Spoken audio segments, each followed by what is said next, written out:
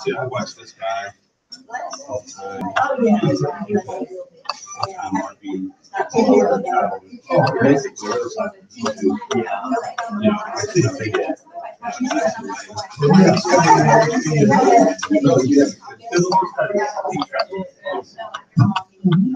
underground or dragon? I love watching this.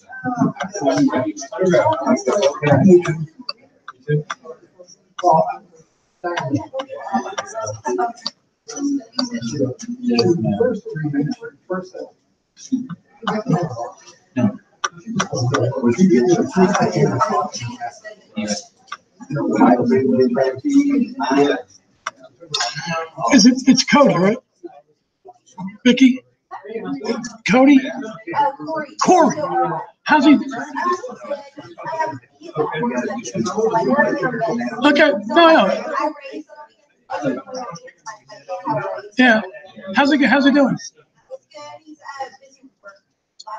We all are. I wish I could say otherwise.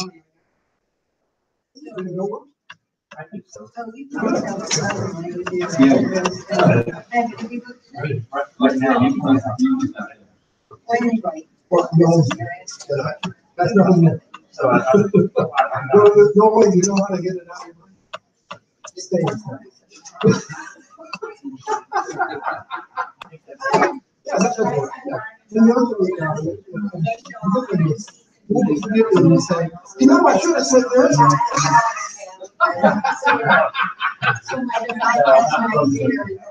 Okay, all right.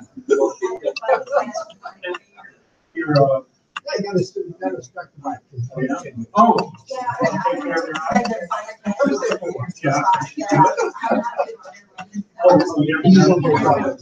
Okay. Wait, where at?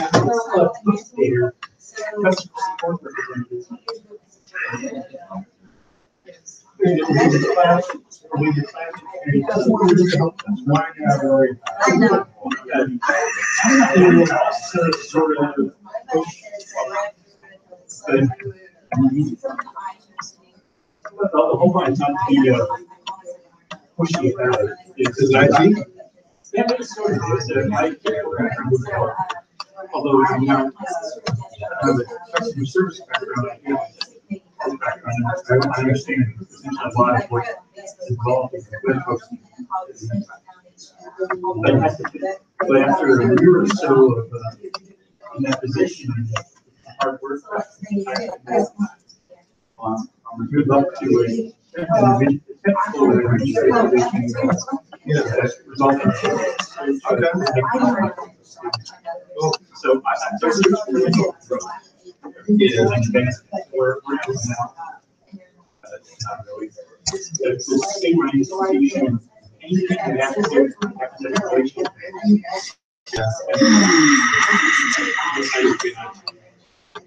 I was there.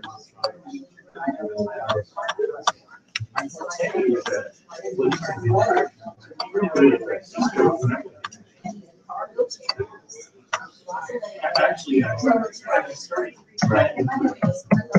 really don't have a lot of things.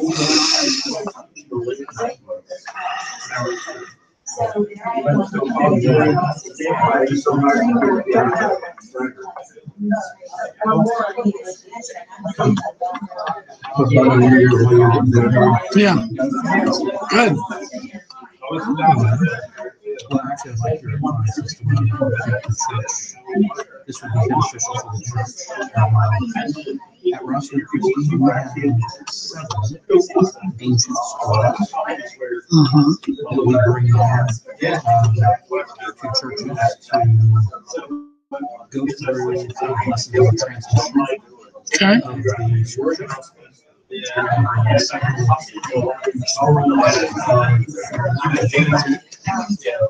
1700s.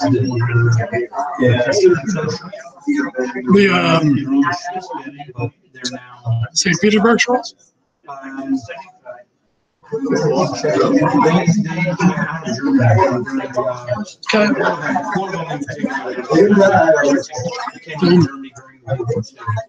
So it's obviously no longer considered culture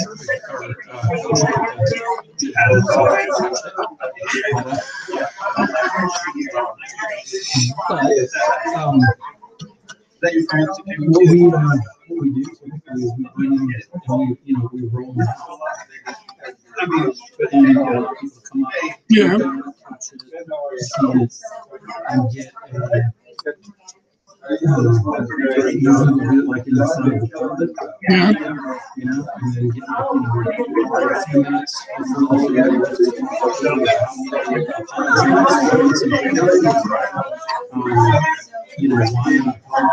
why we need it, things like that, and then invite people to come up and scrolls and things like that. And then usually we have like a table outside and being organized that. Weird. Yeah. Weird. That's not a question for me. That is more a question for Chuck Schneider, Stuart Rothberg, or Jim Hastings. Because one of those three needs to sponsor it into the church. The same thing happened with my apologetics conference. I was asking for you to ask maybe you think that would be something apologetics. Oh, yeah, what's up? Okay. All right.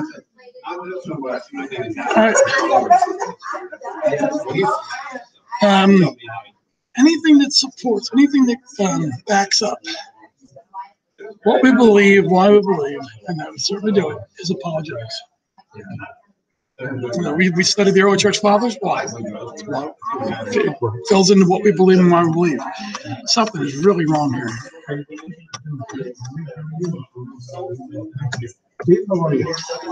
Perplexed. Because my screen sharing is not moving with the. You know what they say? Yeah, but I've already started my Google Hangout. So if I stop it now. Yeah, I know, but then it's really odd. It's odd. Yeah, it's very odd. It's not that it takes more time. It's just very odd. It won't move. Not yet. I'm not doing it until I get done this. All right, cancel it. Let's just hang it up. You probably just try this. Continue. Yeah. Yeah. Well, of course, it's not cycling with but if I go to the show, it does. So let me try this. Let me call Lisa because she's the one watching. I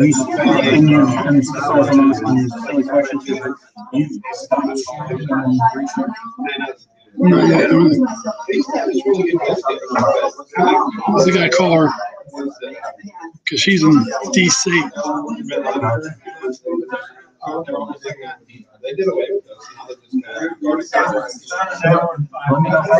Yeah. Hey, what do you say?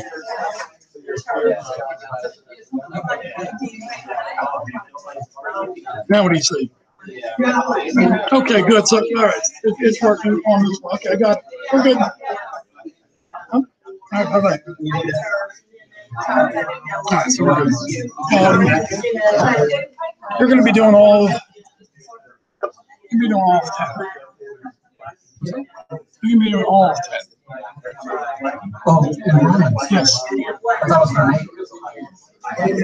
Okay, so I'm not doing it. I'll place. I need to talk to Mark Linquist because I believe he's doing a portion of it. You were doing a portion of it. Right. He's going to do all of it, and I believe he's going to do it in 1 week.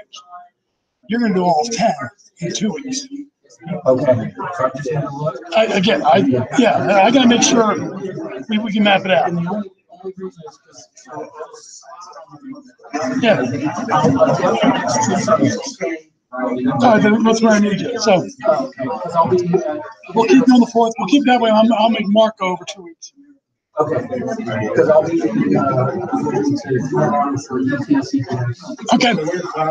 Sounds good. I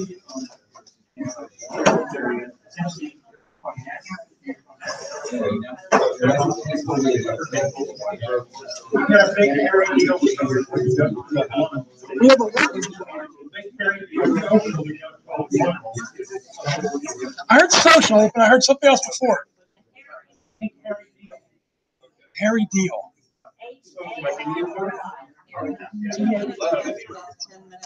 Yes. Because John and Amy are opening their home for lunch for us today. If you did not get the email this week and you want to go come up to John and Amy, then let me know. I can forward it to you right now. Or just hang out if they're not. Or just hang out if they're not. Or just hang out if you're not. No, but. Anyway, that's from Mother for John and Amy's. Anybody here? Did you get the email? And there she is. There she is. Okay, so Labor Day is Monday, so the church offices are closed. Financial Peace is starting up September 11th. If you haven't taken it, it's a really good class. Helps you get on track from 6:30 to 8:30. And Grim Ridge for the children's building. I know there's a lot of information on the leaders on the table for that. For those who are interested, if it's a cost of material.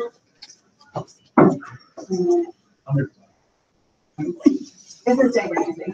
Yeah, I've done that one. What's the other one? I've done that. This is fun. Anyway, it's a DVD facilitated class. It's Jay Ramsey's and it's excellent. So it's $100 per family and childcare is provided by reservation. So you can register at sagemontchurch.org. And if there are any others in leadership, the leadership summit is here next Sunday. I'll be down in the worship center. And you can make childcare reservations by Wednesday, please raise your hand if you need a copy of today's lesson. All right. Do you need a copy? No. Did you have an announcement? No, if just anybody didn't get the email and want to ask, get our address. Yeah. I mean, if they did, Yeah, they did. Yeah, if you didn't get the email, you need an address in your email. I need a volunteer to do prayer. And you can do a general prayer, that's fine. Anybody? I'll do it. Thank you very much. So now go ahead and do your,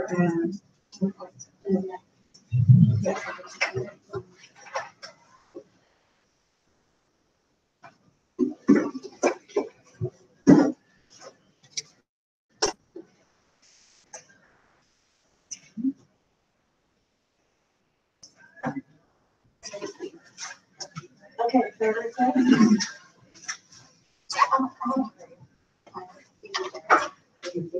Yes.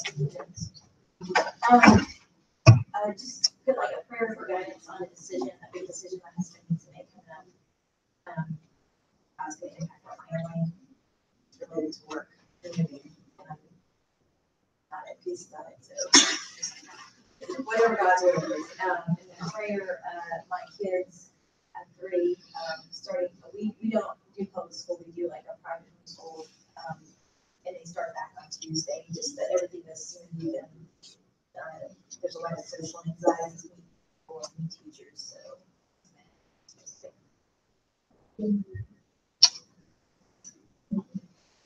Linda? Lisa's requesting in text that we pray for our elected leaders and those running for office that are godly people. And the second request is John Pendergraft and his family have a lot going on.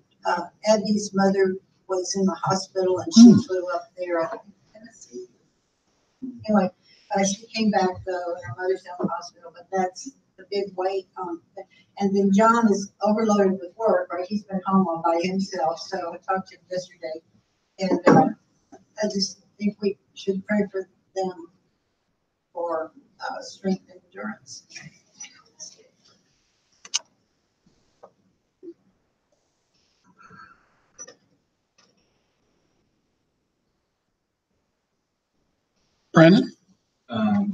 pray for the new crop of students who are at HBU, the new freshmen who are coming in and need to hear the word of truth. Students there who's doing ministry there at school, speak to new students, and then also I pray for my lady's brother and his girlfriend. Definitely seen in his heart that he wants to know the Lord. And also, I just pray for us, this class. We all need help and everything throughout the day. So we're not different than anyone else. So I just pray for each other. Chuck?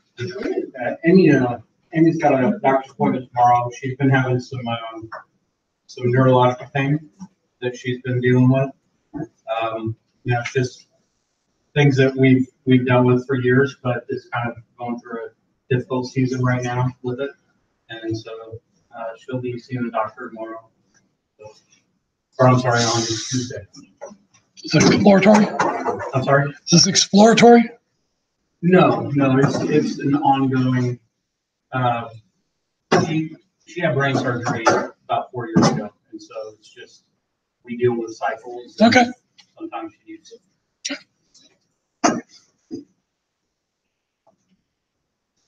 Anything further? Thanks for praying for my mom. Her exam that was recent, they found no cancer again, so she's been cancer free for the whole year. She's made it a whole year. Excellent. So, thank you for your prayers on that. Pray for my oldest daughter, Tabitha. She's going to try to have a job interview on Wednesday for a better position, better situation. So I pray to get it since she wants it. Is for an analysis position. So we pray. And also, I'm thinking we should probably pray for our vice president. He's been attacked. They said this morning that Florida State, because he's a Christian, and they're calling him a Christian supremacist, and so I think he needs a prayers.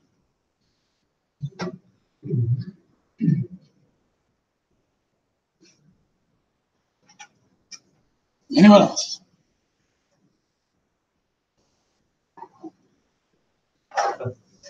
I interviewed for a job yesterday, and it would be a marked improvement over my current arrangement where they promptly said they'd make me full-time, and then nothing's come of it after almost a year. And so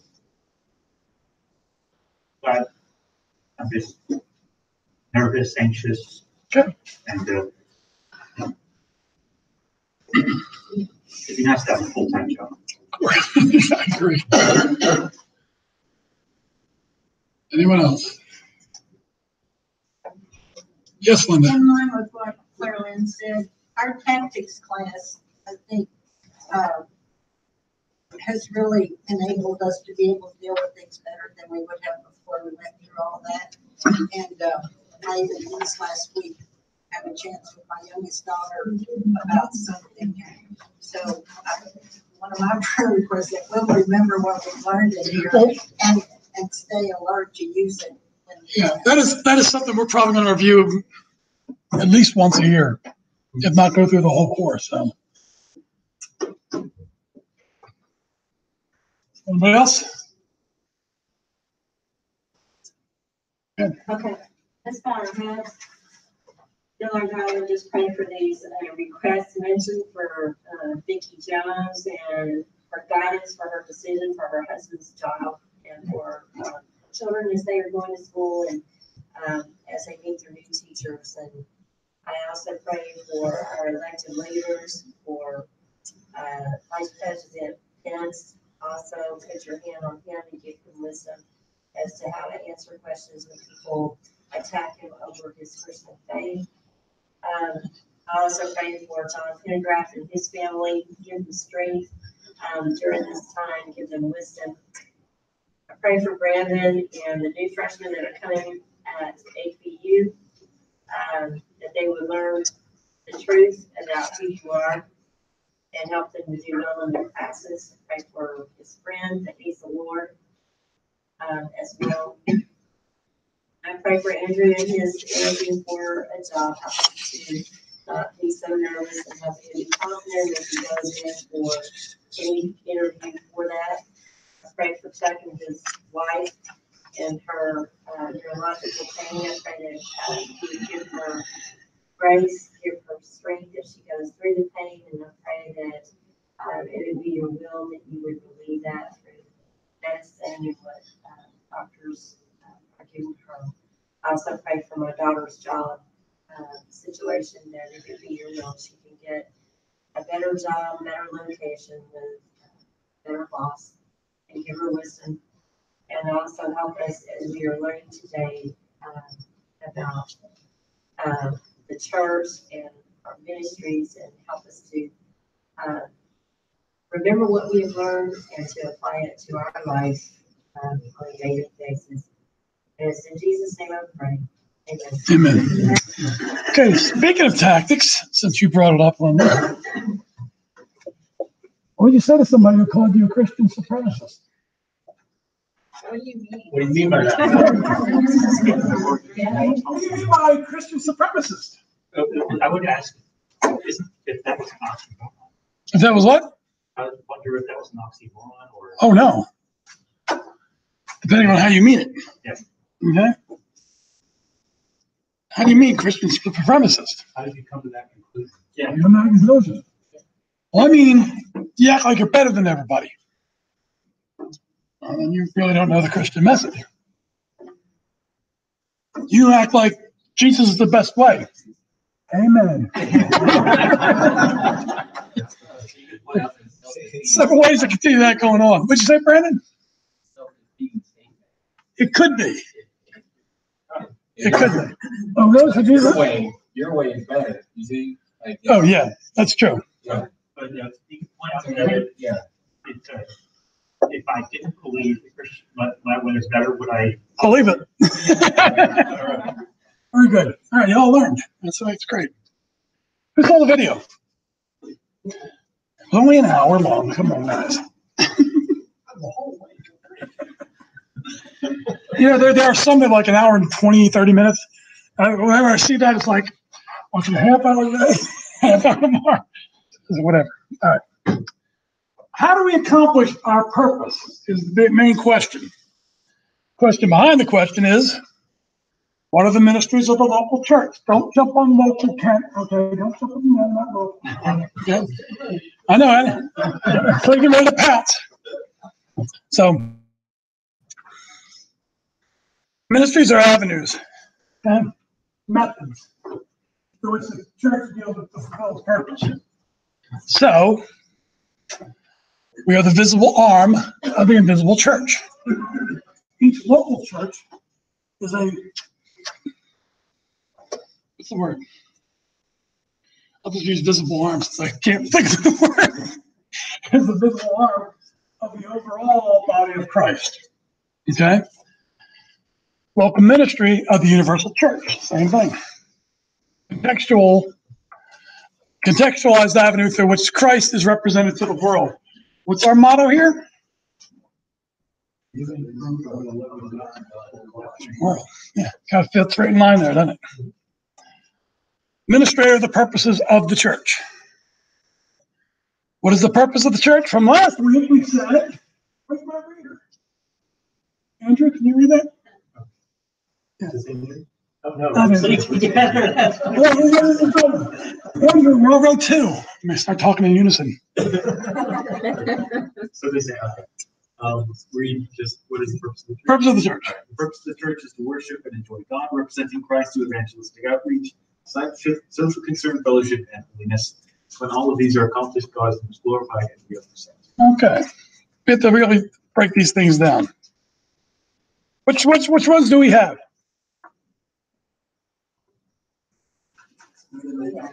Yeah, go. Yeah. Missions. Helping hands. I mean, everybody, I think everybody here has been involved in some portion of it. If not by actually doing, by giving. So, Sunday morning service. Is it a ministry? Yes. How so?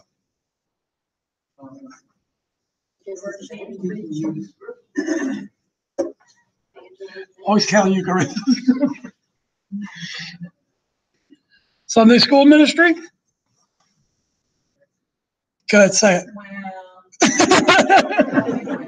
I thought he was going to say that. Ministry of the Lord's Supper, which is what? Okay.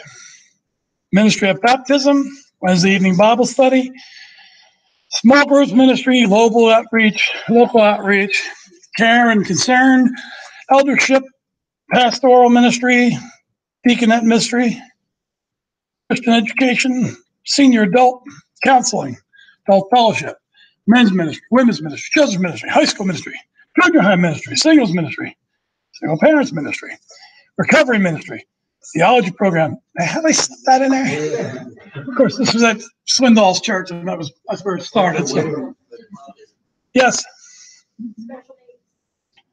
Oh, we might get there. Okay, we might. Communications ministry, family ministries, social needs ministry. Special needs. So, and the list does go on. There is. There is. And the one for the widows. Widows and. How do you plant a church? How do you plant a church? 5 words or less. No. Who here went to, that's a good missionary, that's for me. Who here went to experiencing God? What were they trying to show you what to do? Huh? You know about black people? Yeah. The main thrust of that book was look for where God is at work and go there. So it wasn't dream up your own thing. Correct. But go find out where God is working. No. Patterning after who? Christ. My Father's always at work, and I am working too. That's right. What they showed you in that book also was one thing. What might work here doesn't necessarily work everywhere. Okay? And one thing I remember them talking about was the bus ministry. Right. Oh, the bus ministry helped for all the people in church. Also, those churches around them start getting bus ministries, and nobody's using them. So it's like, wait, that comes back to watch where God's working and join in. So, how do you decide what to do next? Oh, very good. Who said that? Very good. Pray. And then? Are you waiting for a booming voice out of the sky? Okay. All right. Who's ever prayed for God to show them something? When you have something happen that you would say, yeah, see, God wants me to do that, but I don't want to do that. Well, that was part of the lack of. It was part of the fact that he said Lack of he said that. He Yeah. said, You're God. You're supposed to Respond. When you think it's a good idea. Correct. You don't like it. So, and you might do that once, and you might do it twice. When the third time happens, join in, okay? Beyond, I don't know if it's going to happen anymore. What constitutes a local church? The next question. There, blind reader.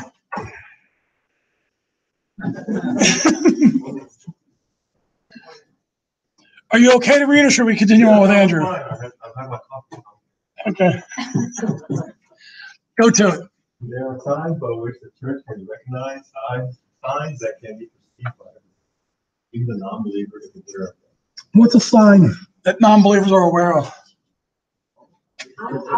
Building that people. Oh, okay. It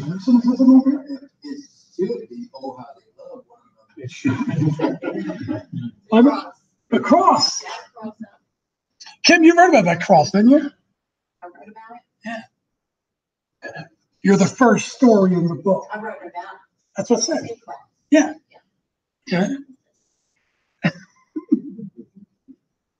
What about this cross out here? Does that, people know the story about this cross out here? You want to share some wisdom from the book or not? I don't know, yeah, I wrote about the cross. I was just writing about at my church, my old church I used to be at. And there was a kid in the youth group we always teased because he was so short. And he put back and said, we're all the same height of the cross. So our brothers will do it. There are stories of people who were on top of Sam Houston told to get ready to jump and looked over and saw the cross and walked toward it and become members of the church. So there's something powerful about that. There's one song that whenever it's sung, everybody stops. No. Amazing Grace. Everybody stops. I heard the story about Winston Churchill's great grandson, his story about the cross. Yeah. So it's all about the cross. And it's very peculiar. I was in a different class before this. You can talk about anything in the world. Anything. Buddha, Muhammad, Confucius, the Greek philosophers talk about them all day long. You didn't even talk about God. Nobody will bat an eye. You bring up one name, you start getting the pushback. Jesus. Why is that? Why is that? The devil hates him. Oh, you ain't kidding. So everybody should know the church. To your point, that's how it should be. Wow. They love each other. We saw the movie The Jersey Boys, or the play. The Jersey Boys. The Jersey Boys. Oh, it's about Frankie and Four Seasons. And if you thought that Frankie and Bob Gaudio would turn their back on Tommy at this point, you're not from Jersey. When you're we do everything to help each other. Everything we can, we do it to help each other. That's what the outside world should be seeing. Okay? That's what should be, ooh, it's Christ's last commandment, isn't it? Somebody wrote a book called The 11th Commandment. Love each other. The Reformers' model of the local church, preaching God's word, administration of the sacraments. Oh, nothing else. This is what Luther thought. This is it. Good. Well, about when you say that, okay, you know, like this is a big church. Yeah. And we have a lot of ministries where we have people that we are paying to do certain jobs. Yes. Okay. And then you've got this little church that's got 20 people that can't afford pastor. And they don't have any ministries per se, because someone's being paid other than pastor. Okay. And yet they are doing many of the same ministries. Sure. They got volunteers. So when you talk about the reformers model, I'm expecting that all the other ministries are just as important as that. But the official organization, that is their responsibility. Yeah, I think they brought that up in the video. Good. Well, in the video, at the beginning, they talked about a hypothetical situation where 100 people got saved in a faraway place. And then those 100 people said, okay, you said we should start a church. So what exactly do we have to do? And so the conversation in the video was about what's the minimum that needs to be done, that this is a church, and they refer to something as a parachurch. Right. It's just Bible studies or. It works alongside the church. Because something is missing. So they said, what's the minimum? And so this could be the answer. This could be the answer. Could be, but what's the minimum that needs to go on at the church to make it a church? Right. And Luther believed, preached the word, minister of sacraments. And you are a church. Now, I agree with you that when you're doing these things, the other things are just going to come along. So Did you have something, John? Well, I was just going to mention, you hit on that, the other things come along, because it just seems that Luke would have also said. Oh, I think he would have. Taking care of the widows, that would be a ministry. Right. Linda? Yeah, exactly. We have to remember the time period that he was in, Mhm. what the church was like then. and No what- doubt. So the church was actually doing more than this. Yes. He was again trying to. Well, okay, but read number one, preaching God's word. Well, if you preach God's word, eventually you're gonna get the thing about you need to help the widow. Mhm. You're gonna get all these other things that. Yeah. So it's not an empty preaching. Because it's not an empty preaching, it's not a green. Right, Right. right. Well, I take this to mean preaching God's word, actually preaching what it says. Right.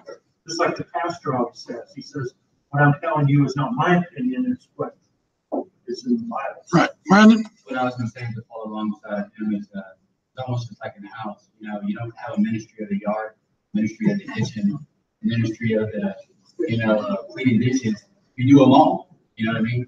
And like we said, when you're preaching the word, you're automatically gonna end up doing God's will. Like you said, orphans, widows, Mhm. and so on. Yeah. Did you have more things to say, Ken? I was, but these guys are saying it very well. Okay. Very good. Les? Wherever we find the word of God, clearly preached and heard, in fact, and minister, according to the Christ, there it is not to be doubted, it is a truth. Yeah. The word's being preached. Okay. Sacraments are being administered. That is the house of God. That's Calvin's belief. Now, the extension of that is everything else is going to fall in place. Martin Bucer. Preaching God's word, ministering of the sacrament, church discipline. Must you have this to be considered a church? No. Well, it's things that you're gonna run into issues if you don't have it, and eventually there might not be a church if you omit it. Okay. You said no. Yeah. Why? I mean, church discipline is important, don't get me wrong, but you have the current church, and there's many churches that you can, Jesus talked about it in Revelation, 7 churches. Yeah. They're different issues. Yeah. So, yeah, church discipline is important, but it doesn't constitute. What is it, Laodicea? You're neither hot nor cold. I'm going to spit you out. So, interesting stuff. Does church discipline need to be there to be considered a church? I would go, good. Well, I would say church discipline with regard to doctrine, let's say, then you do have a degree of church discipline. Okay. Well, I would go back to, well, if you're doing the first two, that's going to come up anyway at some point. So you have to follow up with the word. Yes. Go. So it seems like the question then is really not what should the church ministries be, but more what should the church leadership be most focused on? Because Okay. the church is every believer, but not every believer is church leadership. True. So, I mean, is that kind of more like what we're focusing on? Well, What church leadership would constitute? yeah, well, that's what they're saying. When you're starting a church, these are the things you got to focus on. So, yeah, that's a good Not point. necessarily, the church leaders have to have their own sacraments. No. Doesn't mean, No, I mean by like given by the authority of church leadership or set up by the authority of church leadership is what I mean. Because like everyone else is saying, as you preach the word, the particular gifts the Holy Spirit has given people are going to be, that's their hearts are going to be quickened to the word to be like, I want to help these widows, or I want to help the orphans, or, Right. Whatever the issue is that speaks to their heart as God, has wired them. Right. And that's naturally going to start to rise up without it being a necessarily. You need this for the church. Yeah, like I got you. the church is going to have a ministry to unwanted same-sex attraction people, or the church is going to have a ministry to, what is necessarily. But we have a parking ministry. Right.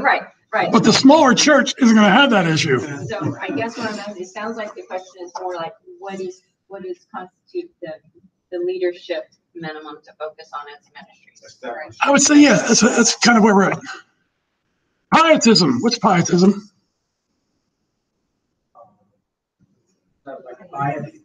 Yeah. It's a person's name, right? No. Pope Pius. I think. I don't think it was actually a preaching of God's word, fellowship among believers, missions to the lost. What's missing? Would they be? Would they be? No. What would the sacraments be missing if this is your model? Well, you could argue that it would fall under fellowship, but that there is a debate there on whether or not that would be the case. What do you mean by fellowship? Very good, Joe. Take us right to the tactics. How about missions to the lost? This is right up your alley, right? Yeah, I would say that for my own definition of a healthy local church, it has to have missions because I know in Colorado there were two churches, mine that I joined in 1996, and another church that used to be healthy, and everybody from that church came to my church because that church stopped missions. Wow. And they stopped missions and they said, okay, well, we don't have the money, so we're not going to give missions. We're not going to do this or whatever. So they got down to like 15 people. And they were dying. And then once they repented and started going back into missions, they got back up to about 3-4. And it's amazing. Yeah, that is something with missions. Go, but what are missions? Does it have to be a different country? No, it's right locally. Because, perhaps, I was basically, then it's over international, then I go to the. That doesn't mean. Walk next door. Kim, did you have your hand up? Yeah, why does it make sense enough for sacrament? Because they're being family or something? That's a good question. But if you're preaching God's word, eventually you're going to come across to Christ saying what? A lot of these fall under that same. Yeah, I think you can just start with preaching God's word and then do likewise. I think you just right. Well, yes and no. There's a lot of people who don't just go help people out. Don't say a word about it. So it can be different. Les? Church cold mission to the church dead to the cross. Is that true? Does anybody think it's not true? It's not wholly true. I mean, it's cold mission. I mean, and it depends how you mission. Yeah, that's our issue. Daniel. I think it's a symptom. It's a symptom of a dying or dead church. It's I think that's you do this so that you'll be alive. Right. It's like if you're alive, you're going to show your faith. It's just going to come out of you. Who was it? Charles Criswell was up in Dallas. First Baptist of Dallas. I was the only one up there apparently. Okay. But Criswell was a guy who he just came out and preached the word. That church attendance never really went up, never went down, because all he was doing was preaching the word of God, preaching the word of God, preaching the word of God. That's it. You believe that? Yes. May I quote Brother John this morning? Absolutely. And this is just my little summary of it. The way of the cross, not the way of the culture. And if we are adhering strictly to the teachings of the cross, which is the word, then we are going to avoid what is happening in churches. Correct. Speaking of now.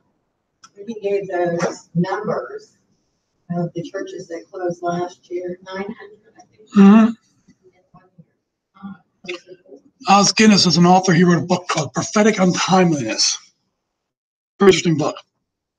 Never has the church become so relevant to the culture and so irrelevant to the gospel.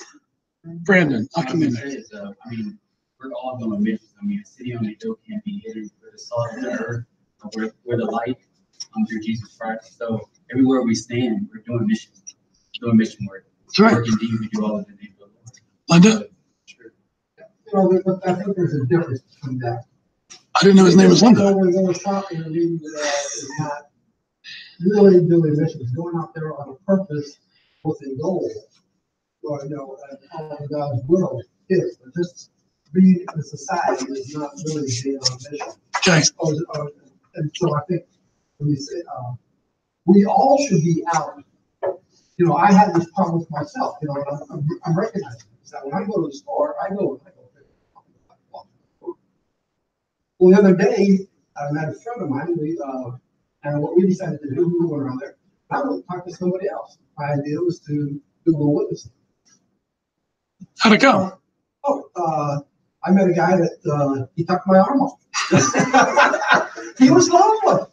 We did talk a little bit, I found out that, he was a believer, but the idea is that, do we take the time to stop and actually do the work of talking to someone? Yeah. Right, but I think that the last part that I said in work indeed, do all in the name of the Lord. Yeah. So technically, when you go to the store, you're doing God's work. And so if you happen to see someone that does need you, you do speak to them that you're doing it for God. Well, yeah, so what you're going to do for God. Right, we're going to do it for God, exactly. Now, this Linda, since you changed your name to Linda when I called on her, so. You had something to say?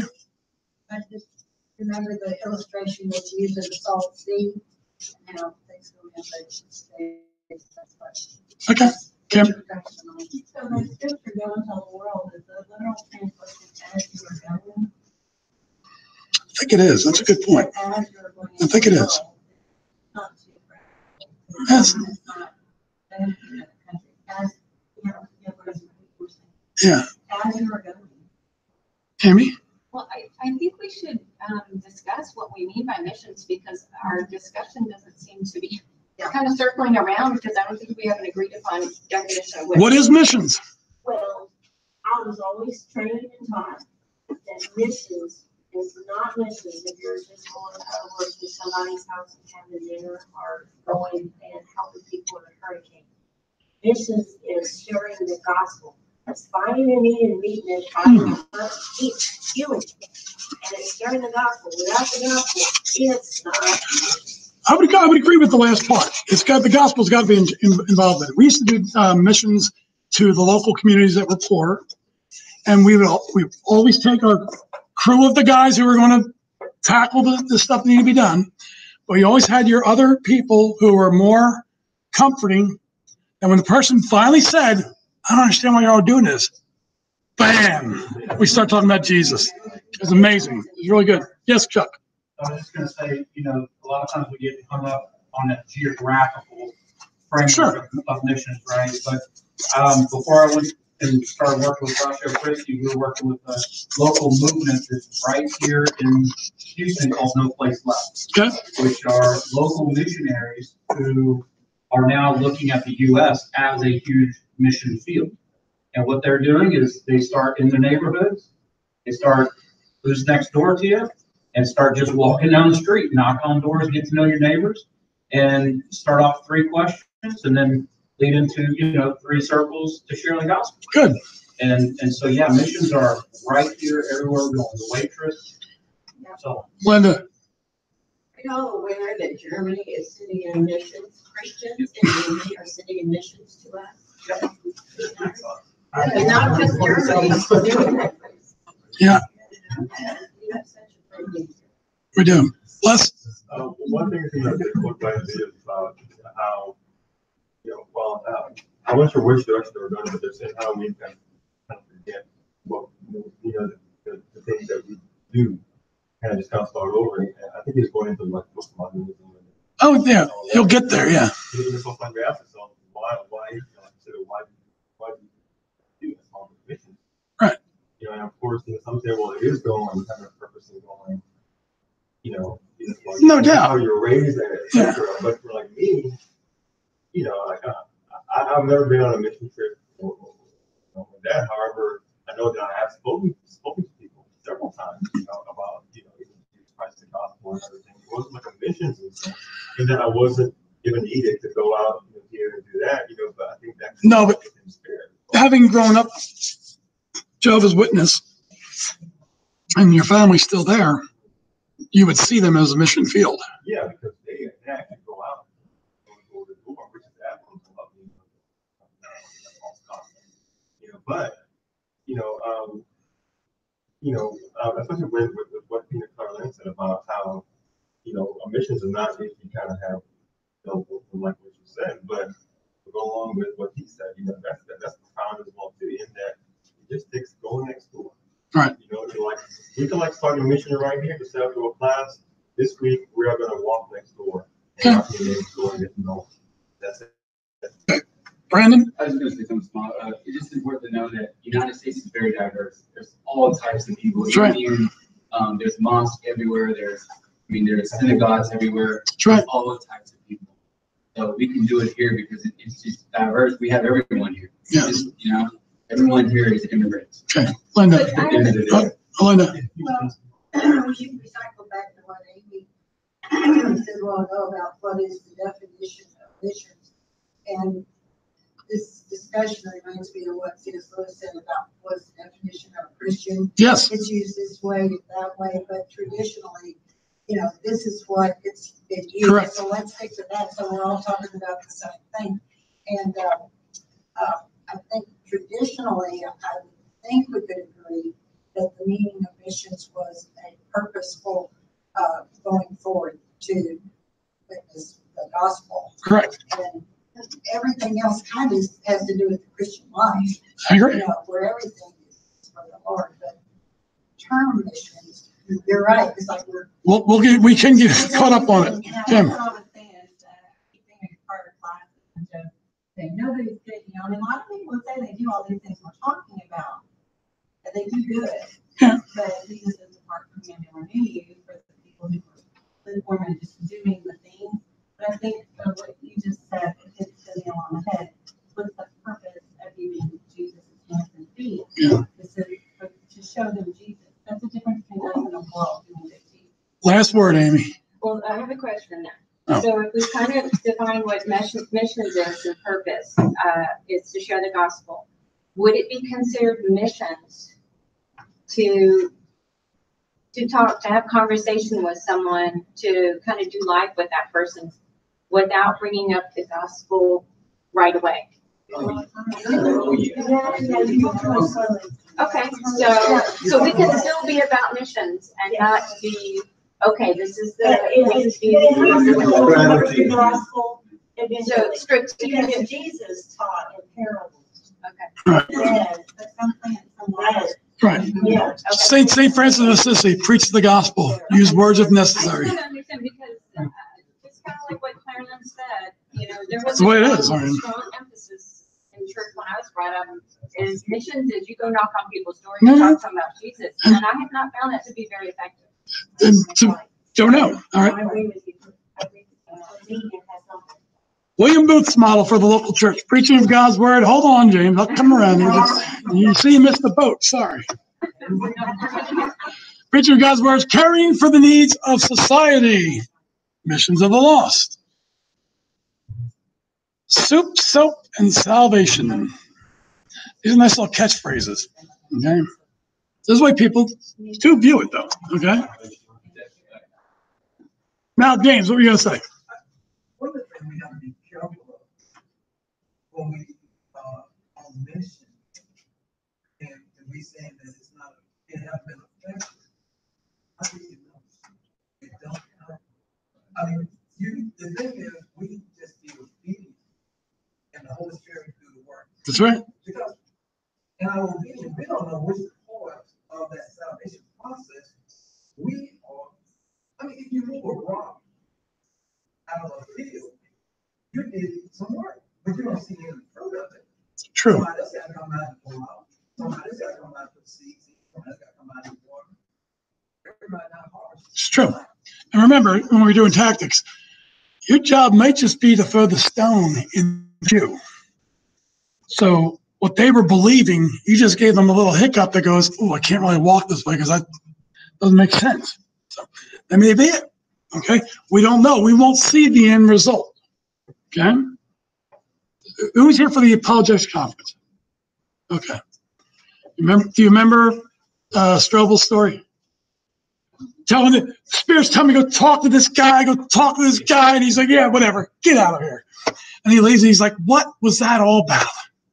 And then, what was it 3-4 weeks later at Easter, the guy comes up to him and says, I was on a job. Yeah, the guy behind him, yeah. He was the one. It's kind of hilarious. It's like ricochet evangelism. Yeah, throw it at the hard heart, it ricochets off them and hits the soft heart. It's pretty good.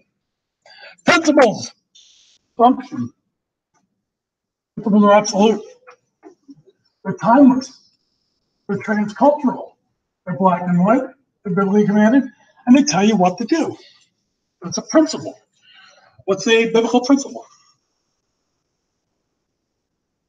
It's the easiest one. Come on. That's fine. That's fine. Love your neighbors, love yourself. Do unto others as you do unto yourself. Right? Yeah, these are principles. Now, you have to couple something with that. Your pattern or your method. Where you have a function, you now have a form. And it may not be the same in one church or the other. It's relative. It's speaking to this person, this group, this culture. Okay? It's time bound. It's only going to be done in this period. Okay? It's culturally subjective based on what they need, what the need is. It's gray. See? Principles are black and white, but the application can be gray. Important thing is to do is match it up. Biblically illustrated. Biblically commanded, biblically illustrated. You want to take a shot at that? Give me one. Does anybody know one that's biblically commanded, and then biblically illustrated?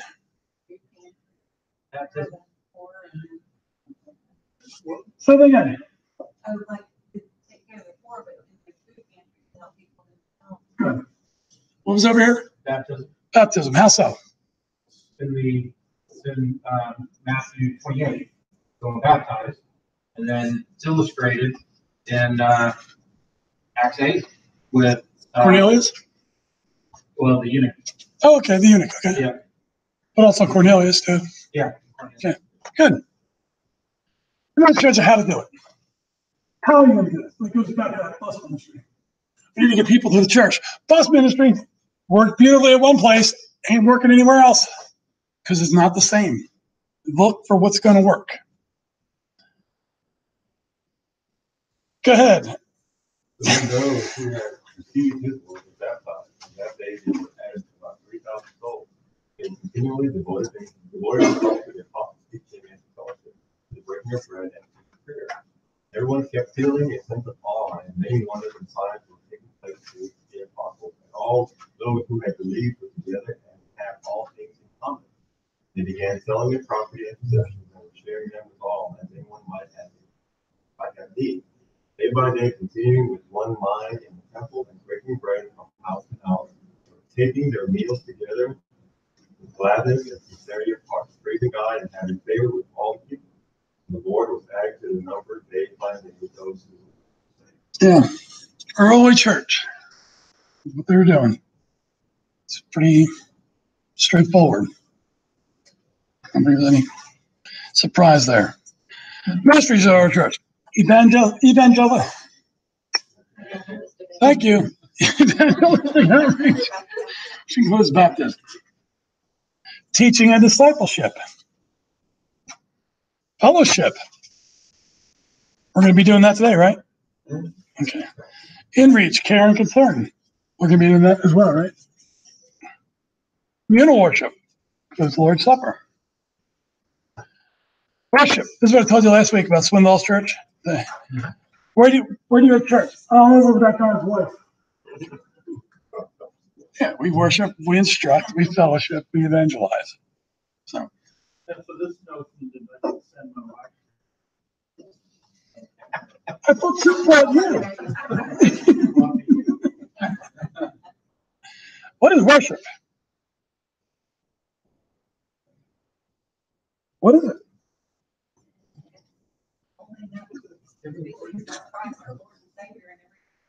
Okay. As Michael said in the video, doesn't mean you must follow posture all the time. Is that not? It's true. Unless you have one of those, you know. Figure it out. I mean, My wife has prayed in the car before while I was driving. You want me to close my eyes too?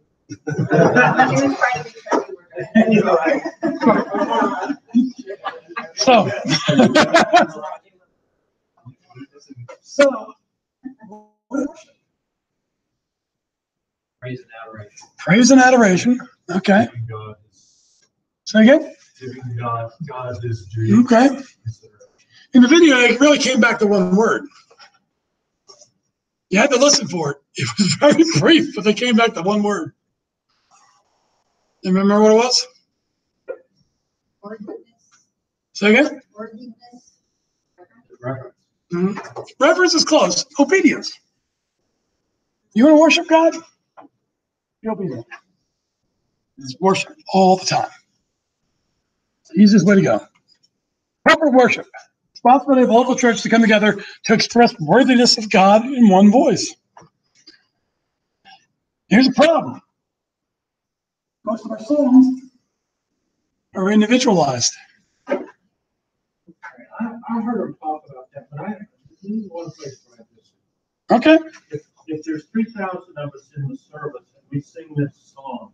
This is the point you're bringing up. I understand, but still, the fact that it says, and can it be that I should gain? Well, there's 3,000 of us. I got it. I don't see it as an issue. I got it. Yeah, but also, perhaps maybe the writer of the song. There's no doubt. Yeah, that it's personal. Yeah. Here I am the worship. Here I am the pet. It's all about me. If God can answer multiple prayers. That's right. What? Here we got one that's done right. According to them. Go ahead. We're told to have, both an individual relationship and a corporate. Yeah. It's not just one. That's right. Direction. It's this way too. Down, it's also like- Correct. Yeah, the important thing is, we need to remember is that we are a community. So if I'm only thinking about myself, praying about myself, singing about myself, for myself, that sort of says non-community in my book. Okay. Now you can take the Lord's Prayer that says, "Our Father." My Father. And, when I do that, I do change that to "My Father." Oh. I know. Shame on you. But when you do it in rhythm, and to me, that's it was an interesting thought. It was an interesting thought, but I agree with you, John. It's there's 3,000 people singing it. What's the problem? Yes. Yeah, I mean, there's obviously a place for both. Yeah. To have your personal individual relationship. But I mean, part of the reason we come together is, well, to be together. Correct. And I think that when so many of our worship songs or praise songs reflect the I and the me and the individual, it does sort of, I mean, language has power. It has real power, and it both reflects and influences. Yes. And so when so many of our songs are like that, it could be better. I don't know that I would split hairs over it. Yes, John. Before you had a whole time. One of the issues that when you're trying to evangelize is talk to somebody. Well, I go to church. Okay. And when you evangelize, you're saying, yeah, but do you have a personal relationship with Jesus Christ? So you're trying to personalize it. And so, just to me, you sit here saying, oh, if I sing this song, everything's hunky-dory. No. What's your personal relationship Correct. with Christ? I got you. You gotta get Yeah. It doesn't matter if you're singing "we" and you don't have the personal relationship. It doesn't matter what. I agree with you. Yes, Chuck. Yeah, I think whenever we start looking at the saying I, saying we have to go back to the song author's intent and the intent in which it's being sung. Yeah. Otherwise, we are interpreting it through our eyes. Correct. That's a slippery slope to postmodernism.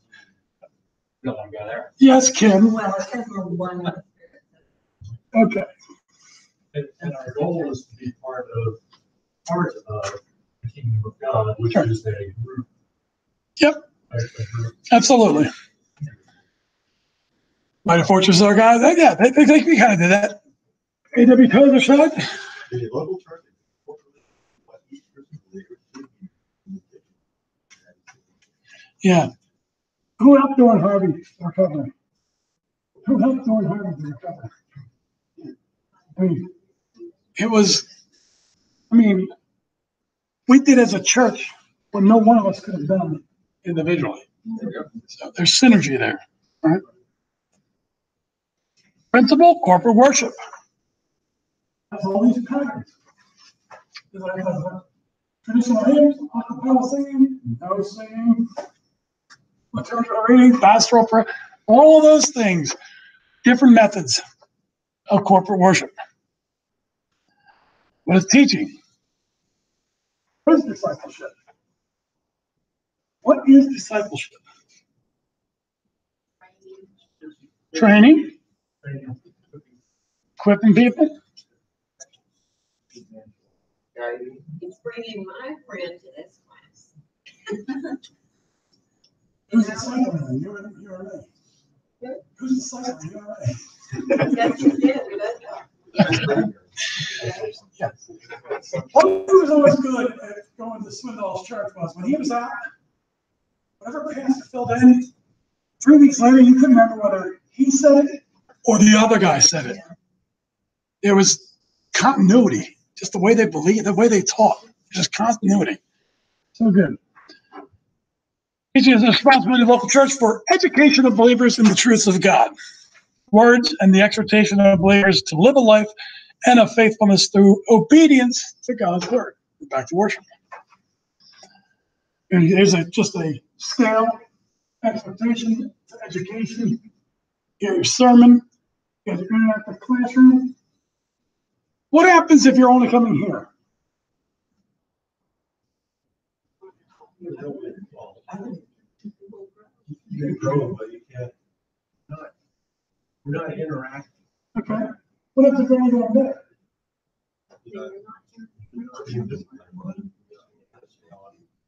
Yeah, there's something. You're going to be somewhere amongst all of it. Okay. You can't just stay in the middle either. Okay. You got to be somewhere. You got to be involved in all of it. Okay. So, as a corporate body, that's what we're supposed to do. It can be shown as exegetical preaching, topical preaching, teaching membership classes, discipleship classes, Sunday school, small groups, yada, yada, yada. And I just use a Seinfeld reference. What is fellowship? What is fellowship? We know where Claire Lynn's mind's at. Building relationships. Friendships. Yeah. Yes. Adding a social aspect to the worship. Okay. All right. But you can fellowship over work too. That's true. It's a lot of fun that the students do it when they've done, like, remember y'all did that? That's really fun. They do a lot of work, but they have a lot of fellowship. Oh yeah, I mean, there's a lot of fellowship when you go on a local community mission to help somebody change their house up or whatever. Right. I was going to say something along that line. The fellowship, you gain. You use the word synergy. So I come and then I hear someone pray for someone, and they got for some of the testimonies I've heard in this class encourage me. So I wouldn't have been encouraged if I stayed at all. Good point. Or if you only went to the sermon. Yes.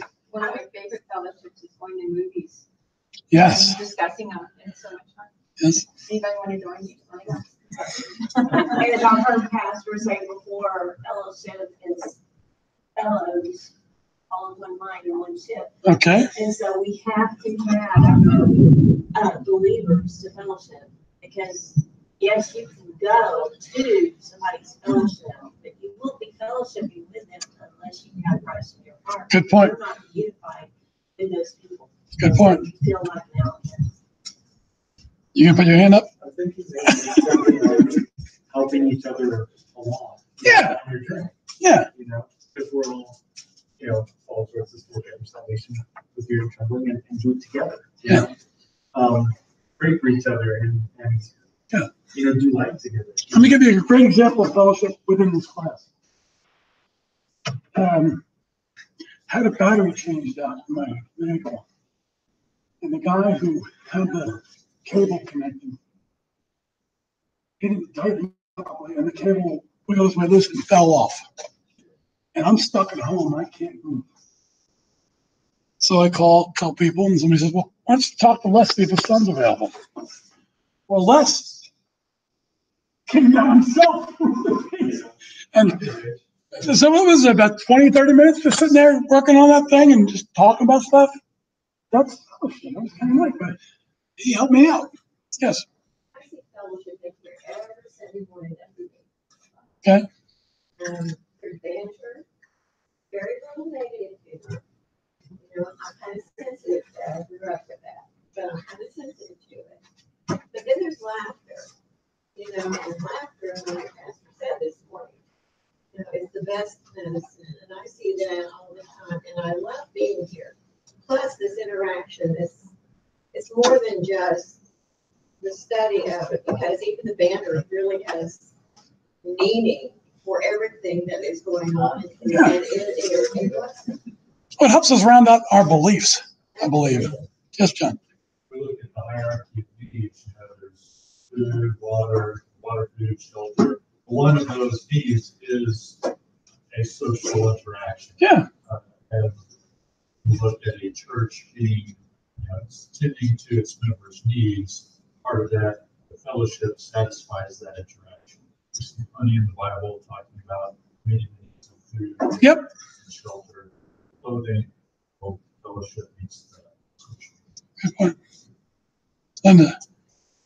Voice from antiquity, Aristotle said that the greatest good was friendship. Okay. That's the most important thing about that. Mm-hmm. Yes, Andrew. Here's what I'm thinking. I mean, we ask, how do you do fellowship? Well, it's sort of like asking, how do you do family? How do you be a family? I mean, how do you answer a question like that? We all know what it looks like. We all know what it means to be a family and to interact as a family. Right. And I think that's really kind of what fellowship is, or God's family. Yeah. And just being here together, we're all family, and hanging out, just doing life together, helping each other out. So how do you do family? And that's another request for me, is that my cousin, because of my daughter summer coming last week, he asked her to come and stay with him. He's like 61 years old. Then he came over to my house, and I hadn't seen him in like 8 years or more. And he sat down and talked to me for 5 hours. Wow. And then when I went and picked her up, and I stayed with him at his house for 5 hours. And now, because he is reaching out, I said, why don't you come and be with us for Christmas? Good. And we haven't had that connection in a long time, because he is a hermit. He likes to be a loner. And you can't do that in a fellowship. No, you can't. can't be a loner, you can't be a hermit. That's right. And so now he's seeing the need to reach out to the biological family, because his parents are gone. They're no longer there. And we were the closest to him. And if you don't have that fellowship and that family, you're lost.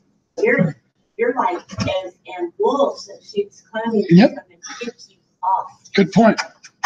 Good point. Fellowship. The responsibility of the local church to have authentic Christ-centered relationships with building up and one another through intentional last. Friendship, conversion, and What do you think the most important part of that sentence is? Accountability? Dependable. Dependable. Christ-centered. Oh, yeah.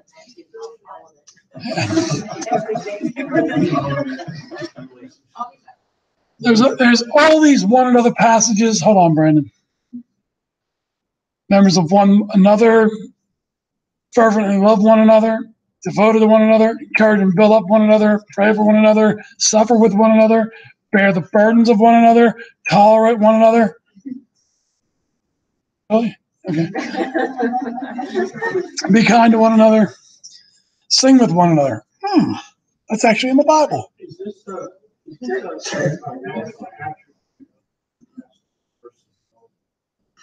Ephesians. Boy, they sure look like they're all New Testament. no, I understand that. I think there's a step, It might be a progression. right, I think it was. They're all New Testament passages. Oh, that's a good observation. Fellowship has a bunch of patterns again. Bunch of patterns. I used to like this one. But now it's gotta be colorful. Going back to my last question, I think the Old Testament is totally emphasized. You people need to listen to God and trust God. In the New Testament, what you just showed, hey, you need to interact with each other. I agree. I don't think God was saying, don't do that. Right. Yes, Brendan. Yeah, I just had a question. What do you do with the introvert person? That's good. All you can do, like with my cousin, is wait. You have to wait. And somebody might come along as my daughter. And somehow he connected with my daughter because my daughter has a second-degree black belt. He has a second-degree black belt. Okay. So he just started calling her out of the blue and wanting to meet with her. And because of that, she was able to kind of bring him over. Yeah, there are no lone ranger Christians. That's an oxymoron. You can't be that way. You cannot be a lone ranger and a Christian at the same time. It doesn't work because you're missing this aspect of the fellowship. So that's the introverted one, right? Is that what you're saying? Yeah, what I'm saying is, I mean, I think the introverted Christian goes to church, goes to things like this, but at the same time, they have to be alone in some time. I mean, that's just how I am. Yeah. To be honest with you, I can be extroverted, talking to people, witnessing to people, but there's a moment in time that I have to be alone. But that's what's true with everybody.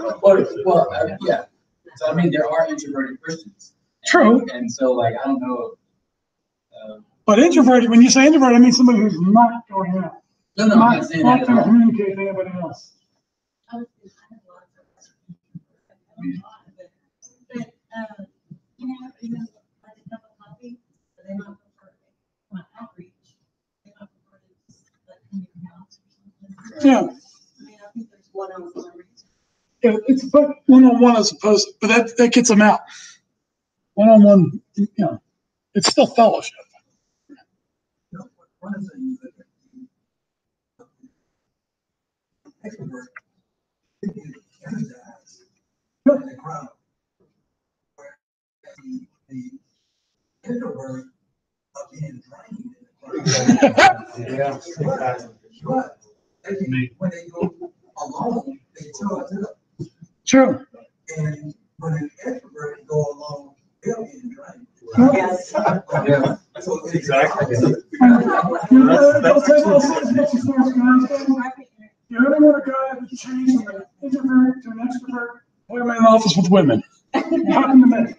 Oh, I was an ISTJ. 2 years with women in an office. I was in ENTJ. It's like, I went from introvert to extrovert in 2 years. Just, you know, yes. That's a joke. So we're, for most of this lesson, we're talking about the visible church and this issue about conversion. If somebody part of the church, you can't go on ranger, but in the invisible church, if you're a, you know, if you believe in Jesus Christ, if you really is, you are part of the body. Yes. You are. There's no doubt. And you are part of the church, even though that may not. You may be thwarted in your development where that doesn't exist. Okay, we're gonna keep moving. Well, Les, can you read it? The responsibility of the local church to have the gospel of Jesus Christ to people who are far and near by providing for the physical and spiritual. It's just an outreach. As all these patterns. What is in reach?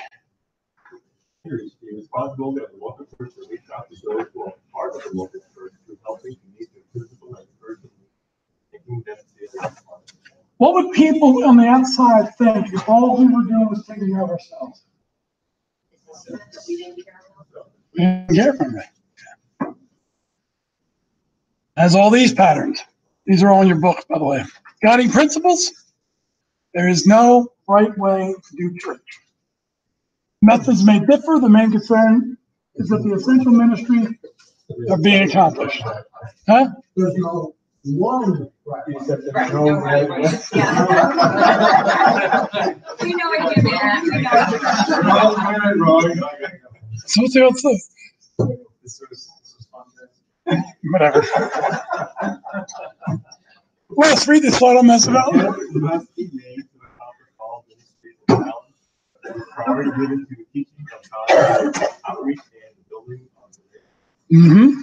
It's just guiding principles. It can go outside this, it could be inside this, but those are the guiding principles. Next week, we're going to look at how we accomplish that purpose. Okay? This is a two-part one. So this one we had to stop in the middle of. It continues next week. Yes? Can I have a closing word? Can you? Yes. The first party I went to, party. That's right. That's where you were doing the Heil Hitler. Oh, because you weren't there.